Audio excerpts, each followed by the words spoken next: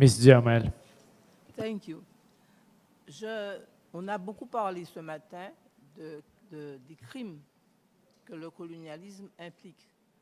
Et je crois que nous avons été très loin.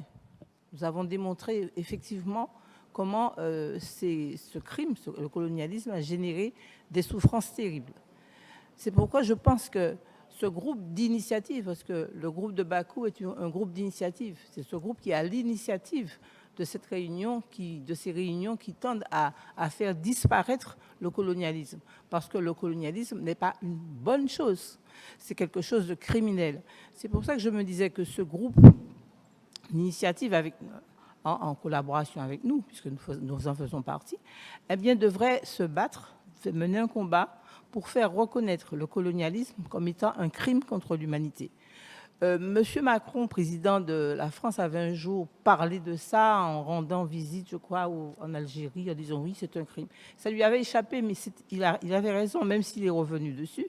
C'est un véritable crime. Pourquoi ?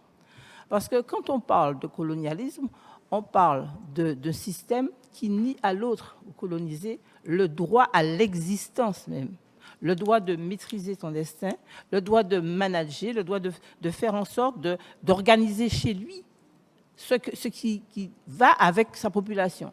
On lui nie le droit d'exister, de décider, de faire quoi que ce soit. Donc c'est un crime contre l'humanité. Et je vais m'expliquer encore mieux en vous disant une chose. Quand on parle des pays qu'ils ont quittés, qui se battent contre ce colonialisme, on dit qu'ils se battent pour l'émancipation. Or, en droit français, émanciper, c'est quoi? C'est sortir de la domination de l'autre. On parle de ce terme-là, on utilise ce terme-là en droit pour les mineurs. Quand un mineur veut, avant d'atteindre sa majorité, pouvoir se manager lui-même, pouvoir se diriger lui-même, il demande à être émancipé. Donc, quand on parle d'émancipation, on se considère déjà comme on est infantilisé.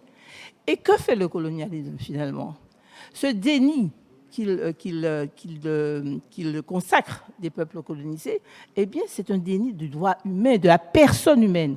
Parce qu'une personne humaine a droit à trois choses fondamentales. Il a le droit d'être protégé dans son intégrité physique.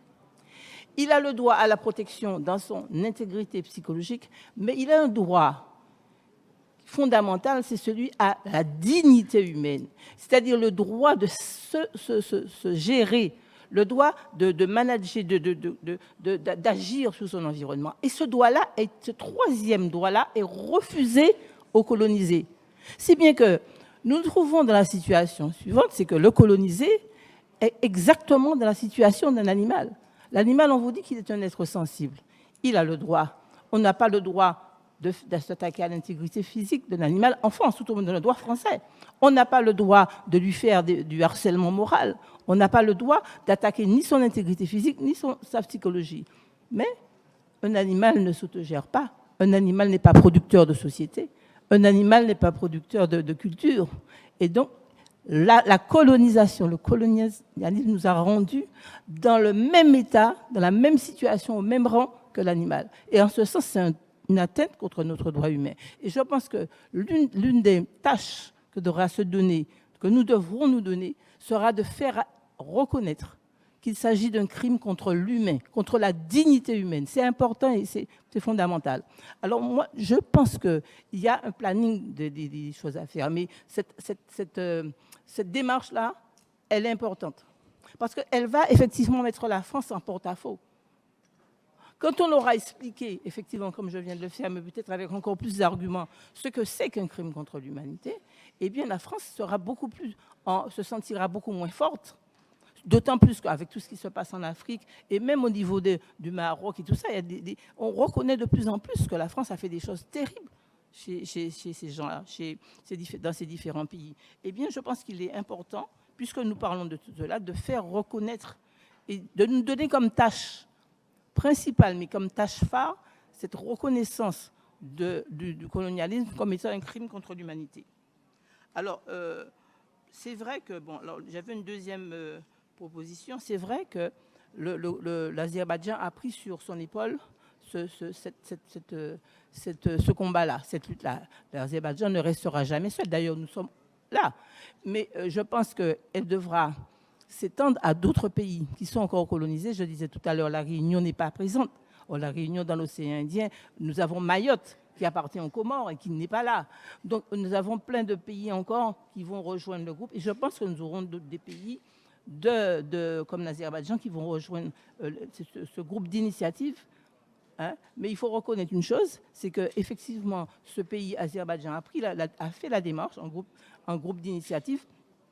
Eh bien, nous devons faire en sorte de l'élargir à d'autres pays indépendants, parce que nous ne sommes pas indépendants, mais aussi d'amener tous les pays qui sont dans une situation de domination, et que l'on ne connaît pas toujours.